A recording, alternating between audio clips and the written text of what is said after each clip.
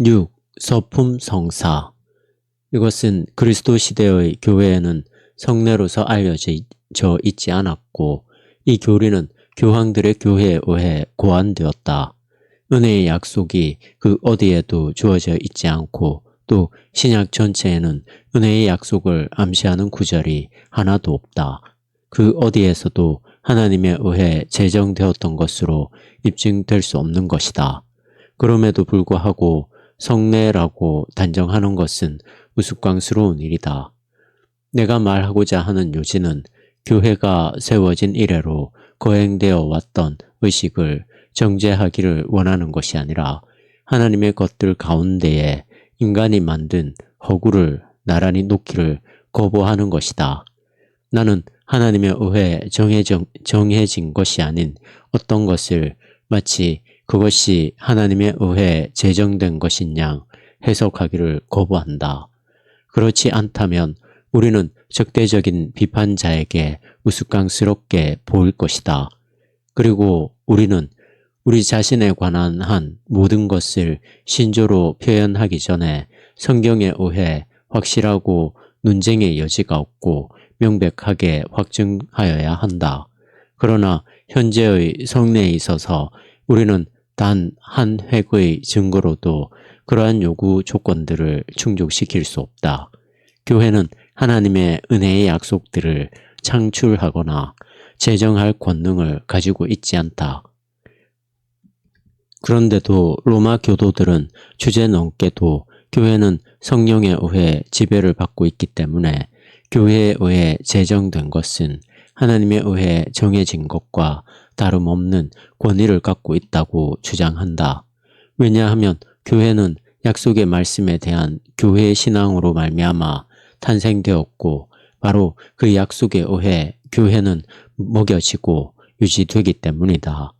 달리 말하면 교회는 하나님의 약속들에 의해 제정되었지 하나님의 약속이 교회에 의해 제정된 것은 아니다. 왜냐하면 하나님의 말씀은 교회에 비하여 비할 바 없을 정도로 우월하기 때문이다. 교회는 피조물이고 그러므로 제정하고 정하고 만들 권능을 갖고 있지 않고 오직 제정되고 정해지고 존재되는 권능만을 가지고 있다. 누구도 자기의 부모를 낳을 수는 없으며 자기 자신을 낳을 자를 선택할 수 없다. 물론 교회는 하나님의 말씀을 인간의 말과 구별할 권능을 갖고 있다. 이것이 복음이라고 선포한 교회의 권세에 의해 감동을 받고 복음을 믿었다고 고백하는 아우구스티누스의 말에 의해 입증된다. 그러나 이것은 교회를 복음보다 우월하게 만들지 않는다. 왜냐하면 이와 동일한 논거를 사용한다면 이분이 하나님이라는 메시지를 전하는 교회는 자기가 믿는 바 하나님보다 우월하다고 해야 할 것이기 때문이다.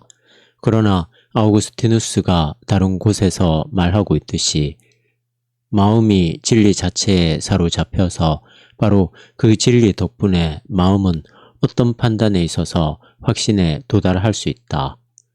그럼에도 불구하고 마음은 비록 온전한 확신이 있을 때 이것이 진리라고 말하지 않을 수 없다고 할지라도 진리 그 자체를 판단할 수는 없다. 예를 들면 마음은 확고부동한 확신을 가지고 셋에 7을 더하면 10이 된다고 말할 수는 있고 그 진리성을 부인할 수는 없지만 왜 그것이 참된지 그 이유를 댈 수는 없다. 사실은 마음은 그 자신이 판단자인 것이 아니라 예속되어 있는 상태에서 재판석에 앉아있는 진리 자체에 의해 선언되는 편결을 받아들이는 것이다. 마찬가지로 성령의 조명에 의해 교리들이 생겨나 결정과 승인을 요구할 때 교회는 비록 입증할 수는 없지만 성령의 임재가 확실하다는 인식을 소유한다. 어떤 철학자도 상식의 개념들을 평가하려고 하지 않고 그것들에 의해 판단되듯이 우리들 가운데에도 사도가 말하고 있는 바와 같이 모든 것을 판단하지만 아무에게도 판단받지 않는 우리가 알고 있는 영이 있다. 아무에게도 판단받지 않는 우리가 알고 있는 영이 있다. 고린도전서 2장 15절. 그러나 나는 주제를 벗어나서 말을 하고 있다. 이런 이유들로 우리는 그렇게 하는 것이 하나님에게만 속하여 있기 때문에 교회는 은혜를 약속할 권능을 가지고 있지 않으며 마찬가지로 성례를 제정할 어떠한 권능도 가지고 있지 않다고 확실히 말할 수 있다.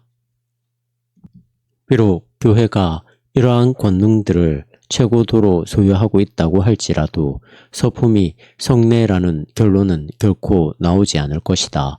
왜냐하면 이러한 교령들은 다른 사람들은 참석하지 않고 오직 소수의 주교들과 박사들만이 참석한 가운데 통과되었기 때문이다. 그리고 누가 그들이 성령을 소유하고 있는 교회를 구성하고 있는지의 여부를 알겠는가? 그들은 교회를 구성하고 있지 않으며 그들 모두는 오류를 범했을 가능성이 있다.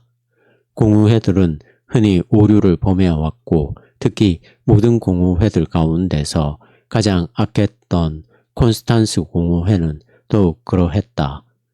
로마의 동의가 아니라 보편 교회의 동의를 받은 것만이 믿을 만한 증거가 된다. 이것을 토대로 나는 서품은 교부들에 의해 도입된 다른 많은 것들, 예를 들면 꽃병, 가옥, 의복, 물, 소금, 촛대, 약초, 포도주 등의 성별과 같이 서품도 교회의 의식이라고까지 말하고자 한다. 아무도 이러한 것들 중 그 어느 것도 성례라고 말하지 않는다. 또한 그것들 가운데 어느 것에도 약속이 부과되어 있지 않다. 그런 까닭에 사람의 손에 기름을 바르고 수염을 깎는 것 또는 그런 류의 다른 어떤 것도 성례로 될 수 없다. 왜냐하면 그것들은 어떠한 약속도 지니고 있지 않기 때문이다. 그것들은 단지 꽃병이나 기구들의 경우에서와 마찬가지로 오직 어떤 의무들을 위하여 사람들을 준비시킬 목적으로 도입된 의식들이다.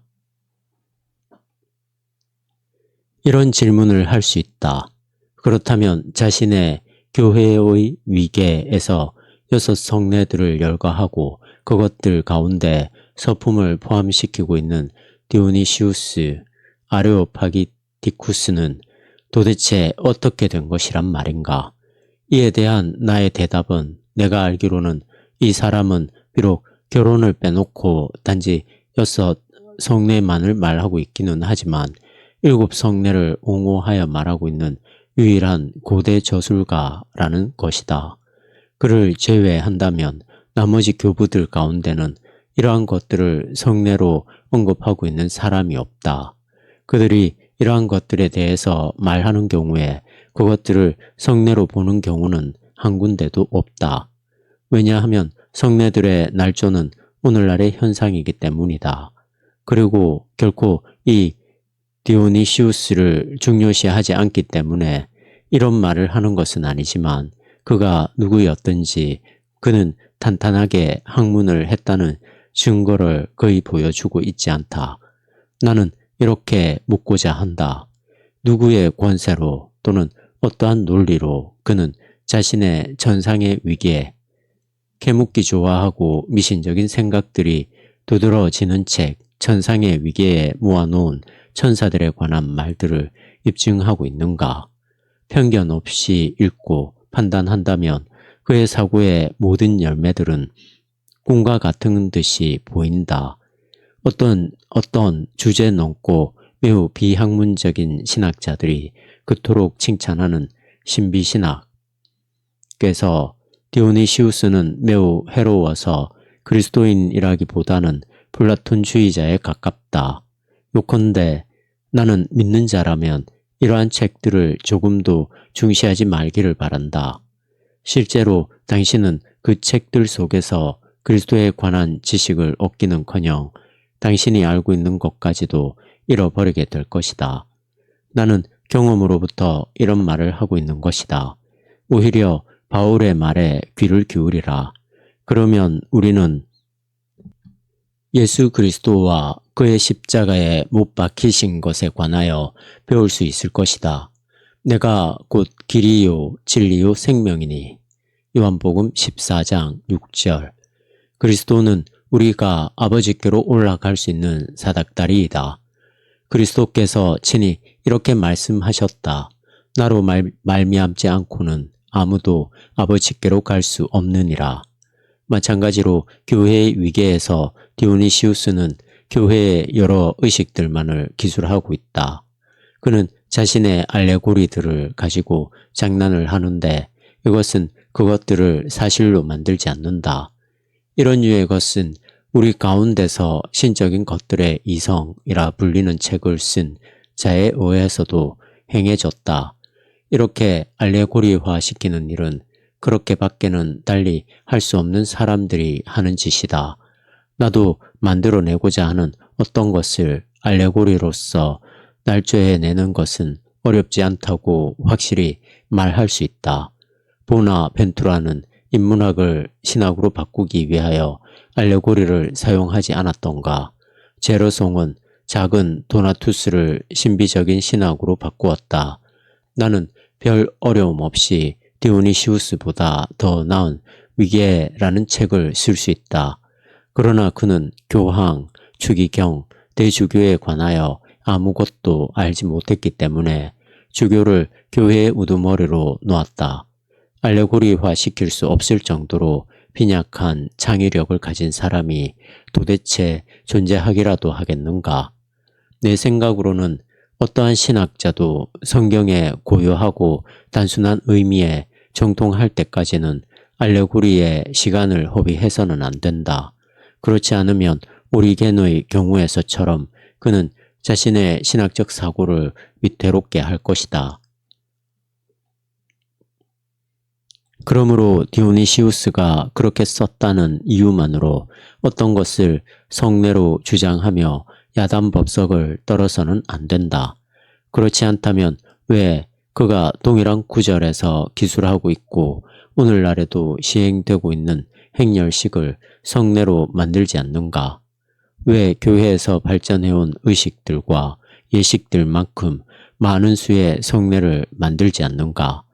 이와 동일한 약한 토대 위에서 로마 교도들은 서품의 성례에 서품을 받는 사람 위에 지울 수 없게 새겨진다고 하는 어떤 허구적인 특성을 부여하여 왔다. 나는 어디로부터 그러한 생각이 생기며 누구의 권세와 무슨 근거로 그들이 그렇게 결정하였는지를 묻고 싶다. 로마 교도들이 자기들이 좋아하는 것을 자유롭게 만들어내고 말하고 단언하는 것에 대해 우리가 못마땅해 하는 것이 아니라 그들이 이제까지 그래왔던 것처럼 자기들의 생각을 신앙 항목으로 만드는 권리를 사칭하지 않도록 하기 위해 우리도 우리 자신의 자유를 주장하는 것이다. 일치를 위해서 우리는 그들의 의식들과 특이한 것들에 우리 자신을 적응시키는 것으로 충분하다. 그러나 우리는 그것들이 구원의 필수적인 것도 아닌데 필수적인 것으로 받아들이도록 강요당하는 것을 거부한다. 그들의 자의적인 요구들 속에서 강제의 요소를 제거하라. 그러면 우리는 서로에 대하여 화평 가운데 살기를 바라는 마음에서 그들이 바라는 것들에 자유로이 복종할 것이다. 왜냐하면 자유를 지니고 있는 그리스도인이 하늘과 하나님에 속한 것 외에 어떤 규제들에 복종하는 것은 초라하고 죄악되며 노예적이기 때문이다. 이 점에 있어서 로마 교도들은 최후의 만찬에서 그리스도께서 이를 행하여 나를 기념하라고 말씀하셨다는 것을 그들의 가장 강력한 논거로 제시한다. 보라, 그들은 여기에서 그리스도께서는 제자들을 사제들로 서품하셨다고 말하고 있다. 또한 이것으로부터 그들은 다른 것들 가운데서 떡과 포도주의 두 요소는 오직 사제들에게만 주어져야 한다고 추론한다. 그런 후에 그들은 이로부터 제 멋대로 어떤 것이든 이끌어낸다. 일단 그들이 자유로운 결정들을 할 권리를 사칭한 후에 그들은 그리스도의 말씀을 토대로 전후 좌우를 가리지 않고 그들이 좋아하는 것을 단언한다. 그러나 하나님의 말씀을 설명하는 것은 무엇을 의미하는가? 제발 내게 대답해달라. 그리스도께서는 이 경우에 아무것도 약속하지 않으셨고 오직 자기를 기념하여 이를 행하라고 명령하셨을 따름이다. 왜 그들은 그리스도께서 너희는 가서 모든 족속으로 제자를 삼아 아버지와 아들과 성령의 이름으로 세례를 주라 라고 말씀하시면서 말씀과 세례의 직무를 맡기신 자들을 사제로 서품하였다고 주장하지 않는가? 말씀을 전하고 세례를 베푸는 것은 사제들의 의무이다. 더욱이 성무 일과를 봉독하는 것은 오늘날 사제들의 일차적이고 빼놓아서는 안 되는 의무이기 때문에 로마 교도들은 그리스도께서 기도하라고 명하신 그러한 구절들 속에서 서품의 성례를 발견해내지 않았는가? 많은 그러한 경우들이 있었고 특히 동산에서는 시험에 들지 않게 깨어 있어 기도하라고 말씀하고 있다. 그들은 이것이 기도하라는 명령이 아니라 그것은 성무 일과를 봉독하는 것으로 충분하다고 반론을 펼 것이다. 그렇다면 성경의 그 어디로부터도 기도하는 것이 사제들의 의무라는 것을 입증할 수 없다. 마찬가지로 기도하는 것의 사제적 성격은 하나님께 속하지 않은 것이며 사실이 그렇다. 고대의 교부들 가운데 어느 누구도 이러한 말씀들이 사용되었을 때 사제들이 서품되었다고 말하지 않는다. 그렇다면 이러한 새로운 지식의 기원은 무엇인가? 아마도 그들은 이 수단을 통하여 진정시킬 수 없는 불화의 운상을 세우고 성직자와 평신도를 하늘과 땅보다 더 넓게 갈라놓으려고 했던 것 같다. 그렇지만 이것은 세례의 은혜를 믿을 수 없을 정도로 해롭게 한 것으로 입증되었고 복음의 토대를 둔 교제를 어지럽혔다. 이것이 평신도에 대한 성직자의 무시무시한 지배의 뿌리이다. 그들의 손을 성별할 때 육신에 기름을 붓는 것과 그들의 삭발과 의상들로 인하여 성직자들은 평신도보다 우월하다고 주장한다. 그렇지만 평신도들은 그리스도인으로서 성령으로 세례를 받은 사람들이다. 성직자는 평신도를 자기들과 아울러 교회에 포함된 저급한 동물들로 간주하기까지 한다고 말할 수 있을 정도이다. 이리하여 성직자들은 자기들이 하고 싶은 대로 대담하게 명령하고 요구하고 위협하고 강요하고 억압하는 일이 일어난다. 요컨대 서품의 성례는 이제까지 교회에서 행해졌고 앞으로도 행해질 온갖 불길한 것들의 확고한 토대를 제공해주는 가장 훌륭한 고안물이다. 서품의 성례는 그리스도인의 교제를 망하게 하는 것이며 목회자들을 이리로 만들고 종들을 폭군으로 만들며 교회의 사람들을 세상 사람들보다 더 악하게 만드는 것이다. 그런데 세례를 받은 우리는 세례를 받았다는 바로 그 사실로 인하여 모두가 똑같이 제사장들이다. 제사장들이 유일하게 덧붙여 받은 것은 설교하는 직무이고 이것조차도 우리의 동의를 받아 그렇게 되는 것이다. 만약 로마 교도들이 이 점을 용인해야 한다면 그들은 우리가 우리 자신의 자유로운 의지로 그들로 하여금 그렇게 하도록 허용하는 경우를 제외하고는 우리를 주관할 권리를 그들이 갖고 있지 않음을 인정해야 할 것이다. 따라서 베드로전서 2장 9절에서는 오직 너희는 택하신 족속이요 왕같은 제사장들이요 거룩한 나라요 라고 하고 있는 것이다. 그리스도인인 우리 모두는 제사장들이라는 결론이 나온다. 우리가 제사장이라 부르는 사람들은 실제로는 우리에 의해 선택된 말씀의 사역자들이다. 그들은 우리의 이름으로 그들의 직무 전체를 행한다. 제사장직은 말씀의 사역을 행하는 직분일 따름이다. 따라서 고린도전서 4장 1절에서는 사람이 마땅히 우리를 그리스도의 일꾼이요 하나님의 비밀을 맡은 자로 여길지어다 라고 말하고 있다. 사실이 그렇기 때문에 다음과 같은 결론이 나온다. 1. 말씀을 전하라고 교회에 의해 부름을 받고도 말씀을 전하지 않는 자는 결코 제사장이 아니다. 2. 서품의 성례는 교회가 자신의 설교자를 선택하는 의식 이외에 아무것도 아니다. 이것이 말라기 2장 7절이 제사장을 정의하고 있는 방식이다.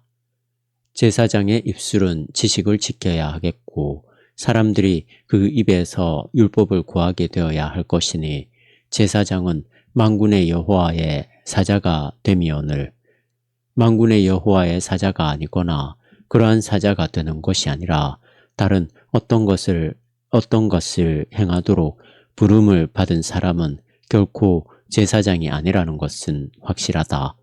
이에 따라 호세아 4장 6절에서는 내가 지식을 버렸으니 나도 너를 버려 내 제사장이 되지 못하게 할 것이요. 더욱이 그들이 목회자로 불리는 이유는 그들의 책무가 그들의 양떼를 위해 초장을 찾거나 가르치는 것이기 때문이다. 이로부터 단지 성무일과를 봉독하고 미사를 거행하도록 명함을 받은 사람들은 교황의 제사장들일 수는 있지만 기독교적 제사장들은 아니라는 결론이 나온다. 왜냐하면 그들은 말씀을 전하지 않을 뿐만 아니라 설교하도록 임명을 받지도 않았기 때문이다. 실제로 나의 주장은 이런 류의 제사장직은 설교의 직무를 맡은 제사장과는 별개의 지위를 갖는다는 것이다. 따라서 그들은 성무일과와 미사의 제사장들로서 제사장이라는 이름을 지닌 일종의 살아있는 우상들일 따름이다. 그들은 바로 여로보암이 레위족이 아니라 가장 저급한 쓰레기 같은 사람들로부터 택해서 베다웬에 둔 그런 류의 제사장들이다. 열왕기상 12장 31절, 호세아 10장 5절. 보라, 교회의 영광이 얼마나 멀리 떠났는지를. 온 세상은 사제, 주교, 추기경, 성직자들로 가득 차 있는데 그들 가운데 한 사람도 자신의 직무상 책임에 있어서 서품의 성례와는 상관없이 그것과는 다른 요구사항으로 인하여 설교하도록 요구받고 있는 설교자가 아니다. 사제들은 자기가 읽어야 하는 기도문의 헛된 반복을 통하여 중얼거리고 미사들을 거행함으로써 서품의 요구사항들을 충족시키고 있다고 생각한다. 그러나 성무일과를 되풀이한다고 하여 그가 기도하는 것은 결코 아니며 설령 기도하는 것이라고 하여도 스스로에게 하는 것이다. 그리고 미사는 극도로 왜곡되어서 마치 그것이 희생제사인 양 드려지고 있다. 사실 미사는 성례의 거행이어야 하는 것이다. 이리하여 이런 류의 사람을 성별하여 성직자로 만들기 위하여 성례로 사용되고 있는 서품은 진실로 사람이 만든 의식일 따름이라는 것은 명백하다. 서품을 꽉 채운 사람들은 교회의 본령과 제사장직, 말씀을 전하는 것, 성례에 대하여 아무것도 알지 못한다. 그 결과 이 성례와 그러한 사제들은 동일한 수준에 있다. 이러한 오류들과 어리석은 짓에 스스로를 더욱 광범위하게 지금 속된 것으로 간주되는 다른 그리스도인들로부터 갈라놓는 저 유폐가 더하여진다. 키벨레의 사제들이었던 갈리족처럼 그들은 눈속임에 독신의 짐을 지는 것을 통하여 스스로를 거세하고 있다. 또한 중혼을 금하여야 한다는 것, 즉 중혼의 일반적인 의미이고 율법에서도 금지되고 있는 바와 같이 어떤 사람이 동시에 두 아내를 가져서는 안 된다는 것은 이런 위선과 오류를 충족시키기에 충분하지 않았던 모양이다. 로마 교도들은 중혼을 계속해서 두 처녀와 결혼하거나 한 처녀와 한 과부와 계속해서 결혼하는 것을 의미하는 것으로 해석하였다. 실제로 이 더할 나위 없이 신성한 성내의 거룩함은 너무도 거룩하기 때문에 어떤 사람이 처녀와 결혼하였고 그녀가 여전히 그 사람의 아내로서 살아있다면 그 사람은 서품을 받을 수 없다. 거룩함의 극치를 확보하기 위하여 어떤 사람이 처녀가 아닌 여자와 결혼했다면 비록 무지에 의해 또는 불운에 의해 그랬다고 할지라도 그 사람은 사제직에 나아가는 것이 금지된다.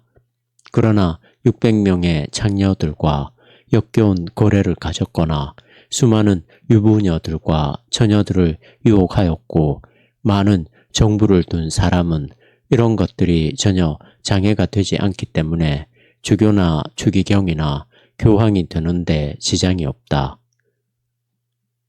그 결과 사도가 한 아내의 남편이라고 말한 것을 한 교회의 고위성직자로 해석할 필요가 생겨났고 이로부터 양립할 수 없는 성농령이라는 원칙이 생겨난다. 그러나 관대하게 특면을 허락하는 교황은 뇌물을 받거나 어떤 호의에 넘어가서 셋, 스물, 100명의 아내, 즉 교회들을 하나로 여길 수 있도록 허용할 수 있다. 물론 나는 경건한 관용의 마음으로 교회들에 관한 것만을 말하는 것이다. 5. 이 존경할 만한 서품의 성내에 합당한 교황청이여. 5. 보편교회가 아니라 사단과 흑암의 세력의 회당들의 군주여. 이제 이사야와 아모스와 더불어 이렇게 외칠 때가 왔다. 예루살렘에 있는 이 백성을 치리하는 너희 경만한 자여. 이사야 28장 14절. 화 있을진저 시온에서 안일한 자와 사마리아 산에서 마음이 든든한 자 곧 열국 중 우승하여 유명함으로 이스라엘 족속이 따르는 자들이여. 아모스 6장 1절. 5. 이 기괴한 사제직이 하나님의 교회에 가져오는 수치여. 당신은 복음을 설교하는 것은 말할 것도 없고 복음을 아는 사제를 어디에서 찾아볼 수 있는가? 그런데도 왜 그들은 자기들이 사제임을 자랑하는가? 왜 그들은 평신도라 통하는 다른 그리스도인들보다 더 거룩하고 더 선하고 더 권능 있는 자로 여겨지기를 바라는가?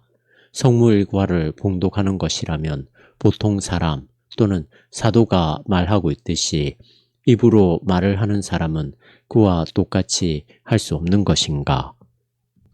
성무일과의 기도문들은 평신도들이긴 하지만 수도사들, 은자들, 사인들에게 적합하다. 사제의 직무는 설교하는 것이다. 만약 그가 설교하지 않는다면 그는 인물사진이 사람이 아닌 것과 마찬가지로 사제가 아니다. 어떤 사람이 이런 류의 수다 떠는 사제를 서품하거나 교회와 종들을 성별하고 아이들에게 견신례를 베푼다고 하여 그러한 것들이 그를 주교로 만드는가? 결코 아니다. 이러한 것들은 부제나 평신도가 할 수 있는 일들이다. 사제 또는 주교를 만드는 것은 말씀의 사역이다. 당신이 편하게 살고자 한다면 나의 관점을 받아들이지 말라. 젊은이들이여 그들로부터 도망치라. 이런 류의 서품을 받기를 거부하라. 당신이 복음을 설교하기를 원하지 않고 당신이 서품의 성례에 의해 평신도보다 우월하게 될 것임을 믿을 수 없다면 거부하라. 성무일과를 봉독하는 것은 중요하지 않다. 또한 미사를 드리는 것은 성례를 받는 것일 뿐이다. 그렇다면 평신도에게 동일하게 속하지 않은 것으로서 사제인 당신에게 어떤 직무가 남아있는가? 삭발과 예복인가? 삭발과 예복만으로 이루어진 사제는 초라할 뿐이다. 아니면 당신의 손가락에 발려진 기름인가? 그러나 모든 그리스도인은 성령의 기름으로 기름 부음을 받았고 몸과 영혼이 거룩해졌다. 이전에 평신도들은 사제들이 지금 그렇게 하고 있는 것과 마찬가지로 자주 성례들을 집행하곤 하였다. 그러나 우리 시대의 미신은 만약 평신도가 성배나 성배 덮개를 만지면 그것을 커다란 범죄로 생각한다. 또한 성별된 처녀인 수녀는 제단의 덮개나 신성한 린네프, 아마포를 세탁하는 것이 허용되지 않는다. 오 나의 하나님, 이것은 이 성례의 더할 나위 없이 신성한 거룩함이 어디까지 갔는가를 보여준다. 나는 평신도들이 손에 돈을 든 경우를 제외하고는 제단을 만지는 것조차도 허용되지 않을 날이 올 것이라고 예상한다. 나는 이 뻔뻔스러운 괴물들의 악한 강제 사항들을 생각할 때 머리끝까지 분노가 치밀어 오른다. 그들은 속임수와 유치한 덫으로 그리스도인의 경건을 갖고 놀며 기독교의 자유와 영광을 폐허로 만들고 있다. 그러므로 자기가 그리스도인임을 아는 모든 사람은 우리 모두가 똑같이 제사장들이며 우리 모두는 말씀과 성례와 관련하여 동일한 권세를 갖고 있음을 온전히 확신하여야 한다. 물론 아무도 자기 교회의 지체들의 동의나 다수의 부름이 없이는 그것들을 집행할 권리를 갖고 있지는 않지만 말이다. 어떤 것이 모두에게 공통으로 속해 있을 때 한 사람이 그것을 자신의 것으로 사칭할 권한은 없으며 교회의 부름을 기다려야 하기 때문이다. 더욱이 서품의 성례는 그것이 어떤 타당성을 갖고 있다고 한다면 어떤 사람을 교회의 사역으로 부르는 의식일 따름이다. 왜냐하면 제사장직은 단지 말씀을 사역하는 직분이기 때문이다. 내가 말하는 말씀이란 율법이 아니라 복음이다. 반면에 집사 직분은 현재의 관습과 같이 복음서나 서신서를 봉독하는 사역을 담당하는 직분이 아니라 교회의 헌금을 가난한 자들에게 나누어지는 직분으로서 사제들이 세속적인 문제들의 짐으로부터 벗어나고 더 자유로이 기도와 말씀에 전념하게 하기 위한 것이다. 우리가 사도행전 6장 1절에서 읽는 바와 같이 집사들을 세운 목적은 그러한 것이다. 그러므로 복음을 모르거나 설교하지 않는 사람은 사제나 주교가 아니라 오직 교회에서 성가신 존재에 지나지 않는다. 양의 옷을 입고 사제나 주교라는 그릇된 직함 아래에서 그는 복음의 폭력을 휘두르며 교회에서 이리로 행한다. 그러므로 오늘날 교회에 차고 넘치는 사제들 또는 주교들이 다른 방식으로 자신의 구원을 성취하지 않고 자기들이 사제나 주교가 아니라는 것을 깨닫지 못한다면 그들은 자기들이 그러한 이름을 지니고 있다는 것을 슬퍼해야 한다. 그들은 그 책무들을 모르고 있으며 그것들을 수행할 수도 없다. 그들은 자신들의 위선에 걸맞는 자신들의 비참한 운명을 기도와 눈물로 탄원하여야 한다. 그렇지 않는다면 실제로 그들은 영원한 멸망의 자식들이 될 것이다. 다음과 같은 이사야의 말은 그들에 관하여 진리를 말한 것이다. 이러므로 나의 백성이 무죄함을 인하여 사로잡힐 것이요 그 귀한 자는 줄일 것이요 우리는 목마를 것이며 음부가 그 욕망을 크게 내어 한량없이 그 입을 벌린즉 그들의 호화로움과 그들의 많은 무리와 그들의 떠드는 곳과 그 중에서 연락하는 자가 거기 빠질 것이라. 이사야 5장 13절. 그것은 그리스도인들이 그러한 음부로 빠져들 때 우리 시대에 관한 얼마나 무시무시한 예언인가. 성경이 우리에게 가르치는 바에 따르면 우리가 제사장이라 부르는 것은 섬김의 한 형태이다. 나는 왜 한 번 사제가 된 사람이 다시 평신도가 될 수 없는지 그 이유를 도무지 알 수 없다. 왜냐하면 그는 자신의 교역에 의해서만 평신도와 다를 뿐이기 때문이다. 더욱이 이제까지 잘못이 발견된 사제들은 때때로 그 직무로부터 면직되는 징벌이 내려지는 것이 불가능하지 않았고 실제로 그래 왔다. 그들은 일시적으로 직무를 박탈당하든지 영원히 박탈당할 수 있다. 지울 수 없는 특성, 서품 성리에 의해서 주어지는 지울 수 없는 특성이라는 허구는 오랫동안 웃음거리가 되어 왔다. 비록 그것이 그리스도에게는 알려져 있지 않았지만 나는 교황이 이러한 특성을 사람에게 나누어 줌으로써 오늘날 그러하듯이 그 사람이 그리스도의 종이 아니라 교황의 종이자 갇힌 자로 영원히 성별된다는 것을 인정한다. 더욱이 내가 잘못 본 것이 아니라면 만약 언젠가 이 허구적인 성례가 없어진다면 교황 제도 자체가 그 특성들을 지속하거나 견제하지 못할 것이다.